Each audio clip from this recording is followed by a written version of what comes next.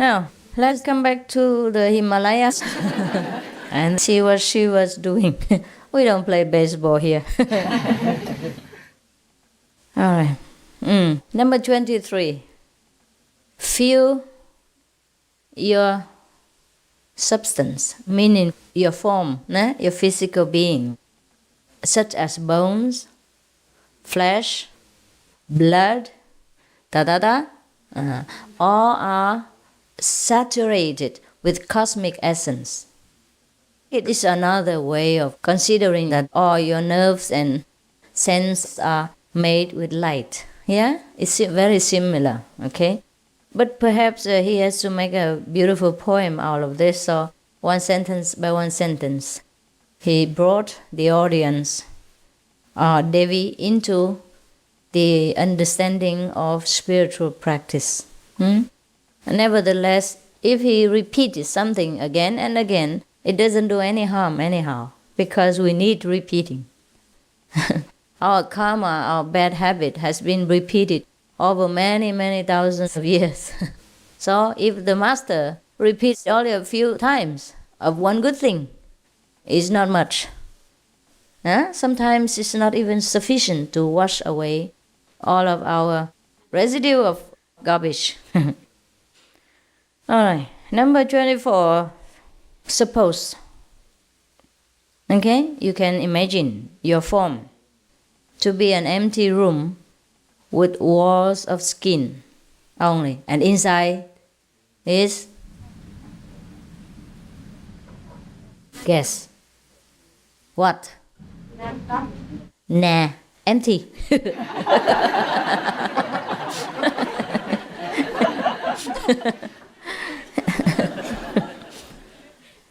Number 25.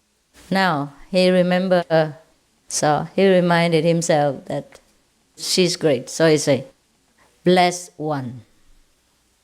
Devi is the blessed one. This is a respectful form to call somebody who is so blessed, who is so enlightened, who is so loved by God. Understand?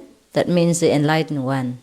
Blessed one, as senses are absorbed in the heart, reach the center of the lotus. Now I don't understand this. Do you? No, okay, then let's forget it.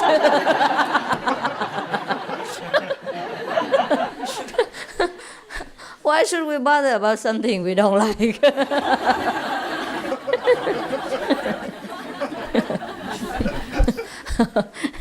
I think you understand, huh?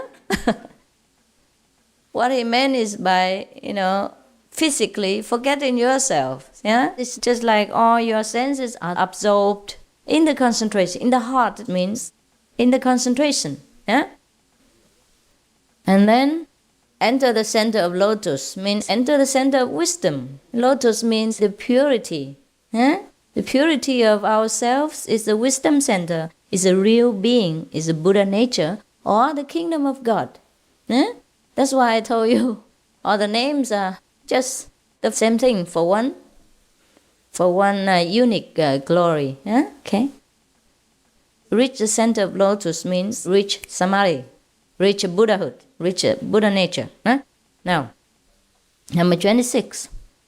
Now, with the unminding mind, means you are not particularly focused on anything. You just sit there and keep in the middle, meaning keep centered, until finally it happens. What happens? Huh? You paint your body all over and become colorful. Okay, what happens is at that time you become lost. Yeah? You become lost in samadhi. You lost in the essence of the universe. You become still and all-pervading. All right? All this is just a description of samadhi state, of the state of finding yourself becoming one with God. So very easy. Easy to say, I mean. I wouldn't say easy done. Number 27. When you are in the worldly activities, keep attentive between the two breaths. And so, practice that until after a few days, you'll be born anew. This is just one of those things, to reach samadhi. For example, some people, they work very hard, or maybe they are jogging, or they're doing sport training, and then of course they're breathing heavily. Now maybe they even forget the 5 names, or forget the Suma Ching Hai Tzu, forget the Guan Yin. Of course you can't do Guan Yin when you're running. So the only thing the master suggests for them to do in that case is just to keep center between the 2 breaths, in and out. I think it's similar like what he has said before. It's too many, but never mind. We'll repeat again, it doesn't matter to me. So, if you are training for a few days like that, you become fresh, because of the concentration. Because you will feel much, much better in a very clear state of mind, without thinking of any confused and troublesome things. Then of course you'll be like a newborn infant, innocent, clean, fresh, and strong. Now, number 28. Another method is you may try to focus on fire rising through your own form from the toes until the body burns to ashes.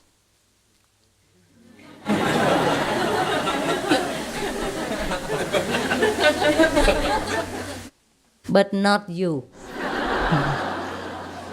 It means just imagine. Okay, please don't don't burn your form, because that's the only thing you have right now. Until you get samadhi, please don't burn your body temple, okay? What he meant was try to eliminate all kinds of attachments that belong to this ego self. Now, I am the President of the United States. I am the Congressman of America. I am the Chairman of China, etc., etc. So it's such a big position. Burn everything to ashes and remain real. Remain the only self, the Buddha nature, which never dies, is never born, and is always existing. That's what he meant. And don't burn yourself and say, Master Ching Hai say that. I have to state clearly, otherwise you put all things in my mouth. So number 29, you could also meditate on the make-believe world as burning to ashes. Now he burns the whole world. And become being above human. Right, of course. That's why people call him the god of destruction. He destroys the human body, and he even goes on burning the whole world. My goodness. If the police know him at that time, you know, huh? Now, just imagine, that's all right? You try to make a word and then burn the whole thing.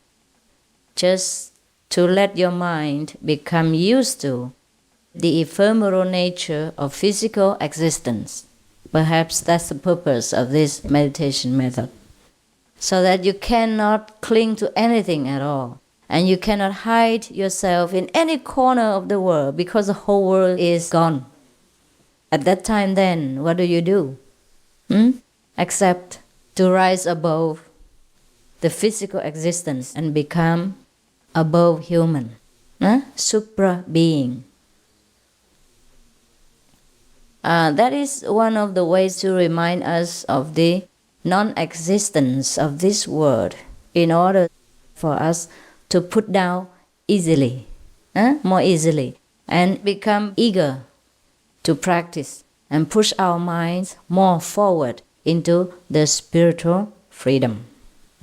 Just like one of the methods the Buddha has recommended to his disciples is to pay attention to the defiling aspect of the body, like the secretion of the body, the waste of the body, things like that. And imagine that the body is made of white bones, and full of all the nasty and dirty things inside the filthy bag of skin. And if the disciple meditates on such method, he will soon grow disgusted with any physical form passing in front of him, and thus lose the desire for women or men, fame and position, etc., etc. And he will be able to still his turbulent, lustful thoughts, and then be able to concentrate more on spiritual practice. In this respect, I think the number 29 meditation method is very similar to that of the defiling body method that the Buddha has recommended to some of his disciples.